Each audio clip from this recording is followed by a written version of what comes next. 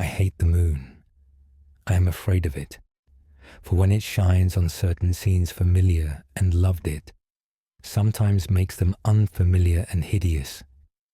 It was in the spectral summer when the moon shone down on the old garden where I wandered. The spectral summer of narcotic flowers and humid seas of foliage that bring wild and many-colored dreams.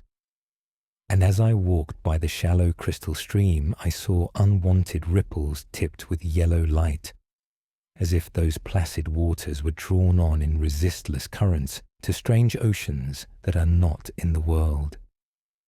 Silent and sparkling, bright and baleful, those moon-cursed waters hurried I knew not whither, whilst from the embowered banks white lotos blossoms fluttered one by one in the opiate night wind and dropped despairingly into the stream, swirling away horribly under the arched carven bridge, and staring back with the sinister resignation of calm, dead faces.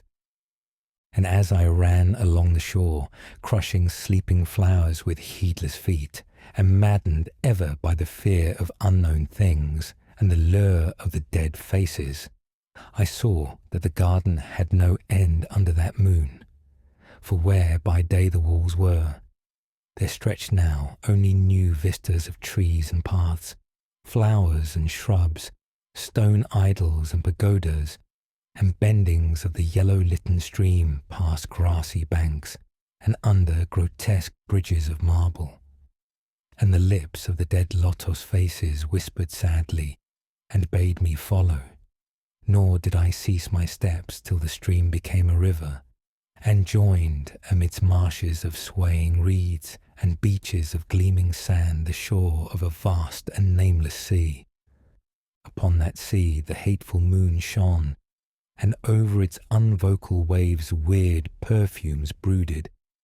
And as I saw therein the lotos faces vanish, I longed for nets that I might capture them and learn from them the secrets which the moon had brought upon the night. But when the moon went over to the west, and the still tide ebbed from the sullen shore, I saw in that light old spires that the waves almost uncovered, and white columns gay with festoons of green seaweed. And knowing that to this sunken place all the dead had come, I trembled and did not wish again to speak with the lotos faces. Yet when I saw afar out in the sea a black condor descend from the sky to seek rest on a vast reef, I would fain have questioned him and asked him of those whom I had known when they were alive. This I would have asked him had he not been so far away, but he was very far, and could not be seen at all when he drew nigh that gigantic reef. So I watched the tide go out under that sinking moon, and saw gleaming the spires, the towers, and the roofs of that dead, dripping city. And as I watched, my nostrils tried to close against the perfume-conquering stench of the world's dead. For truly, in this unplaced and forgotten spot, had all the flesh of the churchyards gathered for puffy sea worms to gnaw and glut upon. Over those horrors the evil moon now hung very low, but the puffy worms of the sea need no moon to feed by. And as I watched the ripples that told of the writhing of worms beneath, I felt a new chill from afar out whither the condor had flown, as if my flesh had caught a horror before my eyes had seen it. Nor had my flesh trembled without cause, for when I raised my eyes, I saw that the waters had ebbed very low, showing much of the vast reef whose rim I had seen before.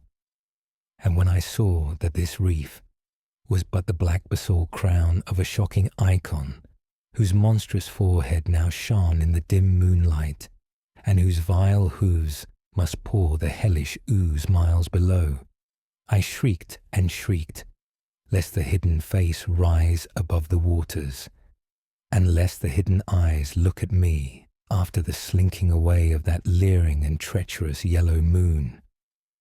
And to escape this relentless thing, I plunge gladly and unhesitatingly into the stinking shallows, where amidst weedy walls and sunken streets, fat sea worms feast upon the world's dead. Enjoyed the story? I post new audiobooks every week, so don't forget to hit subscribe and turn on notifications so you never miss one. I'd love to hear your thoughts.